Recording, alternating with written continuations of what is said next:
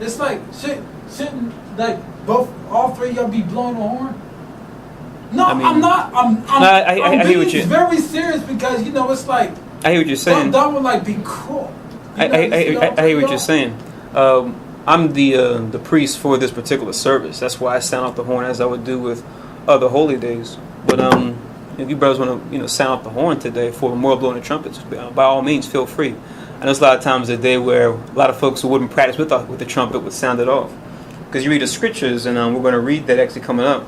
The scriptures talk about how even though the sons of Aaron specifically are the priests, the scriptures talk about how we're a kingdom of priests, a royal priesthood, right? Our entire nation. That is true. That is true. So yeah, that's good, and you're in the right spirit. So it's good that you're motivated to sound out the trumpet in the memorial blowing of trumpets. So it's a while. So now we left off and read verse 5. So what are we on in verse 6? I'm sure it's so funny, but okay. Joshua 6:6. He's cute. And Joshua, the son of Nun, called the priests, and said unto them, Take up the ark of the covenant, and let 7 priests bear 7 trumpets of ram's horns before the ark of the Lord. Right, so Joshua was ordering the men as he was ordered by the Most High to sound out the ram's horns, right? Just like the Most High said, get in the Ark of the Covenant. Because when you read in this time, and during this time, when we would go to war, we would have the Ark of the Covenant with us, right?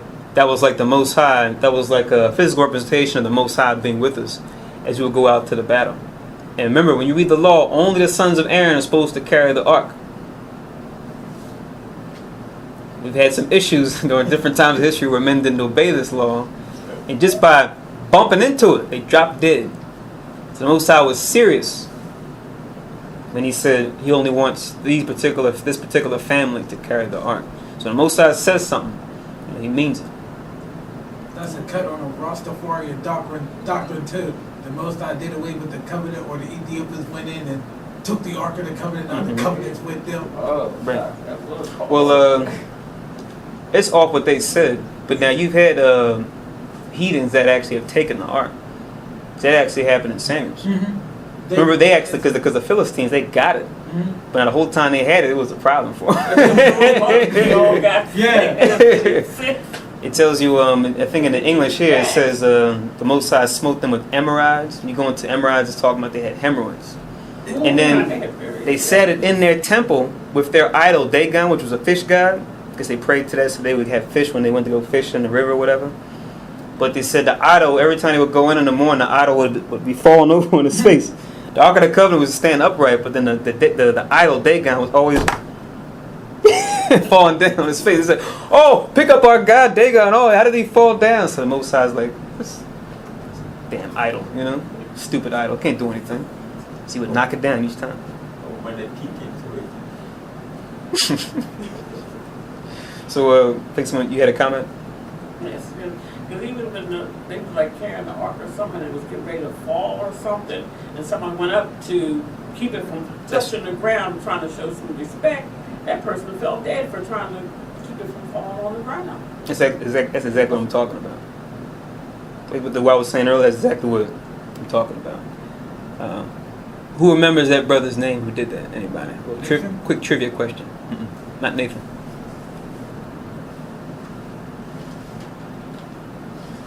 And it's funny because the place where it happened, the man who was in charge at that time, he actually named the place after what happened there when the man touched the ark and he shouldn't have. Who remembers the brother's name? Well, I'll let you guys check that out as we read on. So, we just left off in... You read verse 7 yet or no? No. Okay, you read verse 7. You want me to read 7? Yes. Joshua 6:7.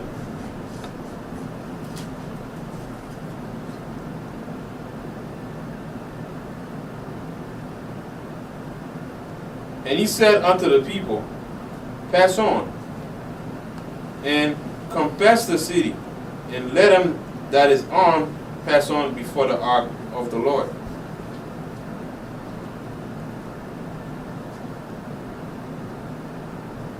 Verse 8. And it came to pass, when Joshua had spoken unto the people, that the seventh priest, bearing the seventh trumpets of ram's horn, passed on before the Lord, and blew with the trumpets, and the ark of the covenant of the Lord followed them. Right, so pretty much they're following suit with what the Most High said. Keep going. And an armed man went before the priest that blew with trumpets, and the reward came after the ark. The priest going on and blowing with the trumpets. Right. So now, when it says the reward here, what this is going into is just going into the formations of the units or the armies, because you would have the army would be broken up into different groups. You'd have like maybe your first group going, and your second group after them will go in. You know. So when it says the reward, that's what it's talking about. Just those who will follow in sync as far as the order as they're moving around the city, and then set up to blow up these trumpets. Verse 10. And Joshua had commanded the people, saying, Ye shall not shout, nor make any noise with your voice, neither shall any word proceed out of your mouth, until the day I bade you shout, then shall ye shout. Right. So, pretty straightforward, right? Only shout when I say so. Read on. Verse 11. So the ark of the Lord compassed the city, going about it once. And they came into the camp and lodged in the camp. Right. So it says they went around once, then it says they lodged in the camp. Read on. And Joshua rose early in the morning, and the priests took up the ark of the Lord.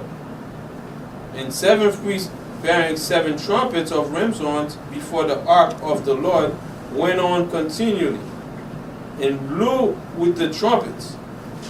And the armed men went before them, but reward came after the ark of the Lord, the priests going on and blowing with the trumpets. Verse 14. And the second day compassed the city once, and returned into the camp. So they did 6 days. And it came to pass on the seventh day that they rose early about dawning of the day, and compassed the city after the same manner 7 times. Only on that day they compassed the city 7 times. So following instructions, right? Keep going. And it came to pass at the 7th times, when the priest blew with the trumpets, Joshua said unto the people, Shout, for the Lord hath given you the city. 17. And the city shall be accursed, even it, and all that are therein, to the Lord. Right. So he told them, okay, now you can shout. Now you can let it all out, so to speak. Right? But it says that the city shall be accursed, even it, all that are therein, to the Most High. Right? So judgment's falling down upon the city. Because remember, you're reading the law, Most High always says, don't think you're going into the land because of your righteousness. Because you are rebellious people. But the only reason why I'm having you take over the land of Canaan is for their wickedness. This is judgment falling on them, but I'm using you to carry forth their judgment to put you in the land. But don't think that it's because of your righteousness. But for their wickedness, am I allowing you to come in to take them over? That's in Deuteronomy 8. It's kind of funny. I mean, you read, you're like, oh, damn. In case we had like an attitude of self-entitlement. But yeah. So it says all that are there and are cursed. Read on. Verse 18. No, still in 17. Only Rahab the harlot shall live, she and all that are with her in the house, because she hid the messengers that we sent. Right. So now Rahab, the harlot, in her house, when you go into the history, she lived in the wall of the city, right? Because the city had a wall or a perimeter around it, but you had homes within the wall. Along with when you go into the interior of the city, you had homes and wells and streets and things like that. But he said to save her and her house alive because she housed the spies or the scouts when they came to spy out Jericho. So we reward good for those who do good unto us. Right? That's part of the law. Read on. And ye, in any wise, keep yourselves from the accursed thing, lest ye make yourselves accursed. When ye take of the accursed thing, and make the camp of Israel accursed, and trouble it. Right. So when you go into, as we're taking over the city, when you read the laws about dealing with idolatrous cities, we're supposed to take all the goods and all the idols made and bring them into the center of the city and burn them all up with fire. Not to take anything for ourselves. You say, oh, it's an idol, but oh, look, it's made out of this, that, and the third. It's made out of gold or silver or some sort of precious metal. It looks nice, I'm not going to worship it. I just want to take it. Most I said, no, just utterly burn it. Don't take of that accursed thing. It's a curse because why? Look at what the heathen are doing with it. They're making it into an idol, right? They're making spiritual whoredoms out of these things made with man's hands, right? They're corrupting my good earth and the good stones out of the earth by turning them into these abominations. So don't take of the accursed thing. Read on. 19. But all the silver and gold in vessels of brass and iron are consecrated unto the Lord. They shall come into the treasury of the Lord. Right, so just the other silver and gold not used for that, but just that they have, you can bring that into the treasury in this case. Read on. So the people shouted when the priest blew with the trumpets.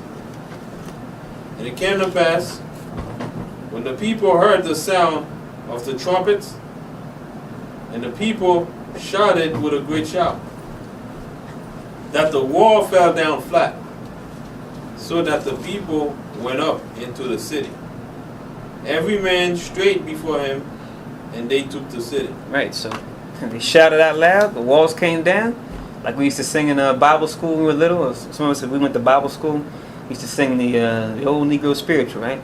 Joshua fit the battle of Jericho, and the walls came tumbling down, right?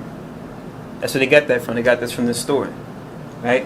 Where they would say that Joshua fought the battle of Jericho, Jericho, Jericho. Joshua fought the battle of Jericho, and the walls came tumbling down, right? So the walls came down, the perimeter or the protection of the city was gone. So go in and take it. I mean, imagine that you're in the city, wondering, okay, what's going on? And all of a sudden the walls come down.